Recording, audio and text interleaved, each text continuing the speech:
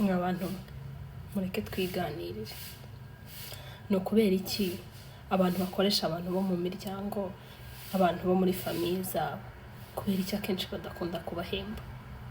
No kubera iki ugasanga umuntu akuye umwana mu ntara cyangwa mukuye ahantu ahariho hose, ambwe ngwino ureke gukomeza kwicara, ngwino ngo hakaza. Umuntu we akava aho yarari, akava mu byo yabagamo, akaza kareka kwicara koko nkuko abimubwiye, atekereza ko bimuhaye akazi, ako kamukoresha ntumuhembe. Umwaka umwe, imyaka 2, akagukorera imyaka 3, umva no kubona padi niba ari umukobwa ari agatuza, kubona urukweto nk'umuhungu ari agatuza, mu by'ukuri ugasanga nta kintu umumariye kitari ukumuteranya, ahubwo naho yavuye batekereza ko yabonye akazi, akaba yarabihoreye cyangwa akaba yarabatereranye cyane nawe ubwe nta kintu yimariye. Tutabishye no kubera iki ibyo bintu bikunda kubaho. Noneho ikibabaje ugasanga nyuma yuko uwo mwana amaze kubona yuko ibyo bintu bitari gukunda, bitari kumuha umusaruro, afasha umwanzuro wenda wo kwigendera, yigiye kwishakira kandi kazi kazamufasha gutera imbere.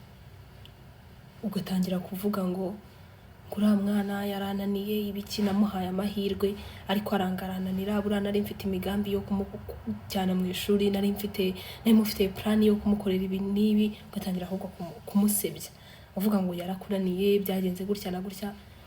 Mwabantu ko na Yesu kugira ngo aturememo ibyiringiro, aduha amasezerano tukicara tuyafite, ibyo bintu wagambiriye kuzankorera bikarinda bimara imyaka 2 nta kintu urabimbwiraho, namara kugenda akaba ari bwo utangira kuvuga ko wari umfitiye imigambi, wari ufite ibintu wapanze kuzankorera utarigeze ubimbwiraho. Bimeze gute? Nese uwo muntu yabirota? Reka mbabwire, nimba ukoresha umuntu wo muri famille, waramuzanye umubwiye ko ari akazi ugiye kumuha, umva jya umuhemba duke ariko tumuhe basi nawe akemura utubazo afite, kubera ko hari utubazo ashobora kugira ariko akaba atakubwira.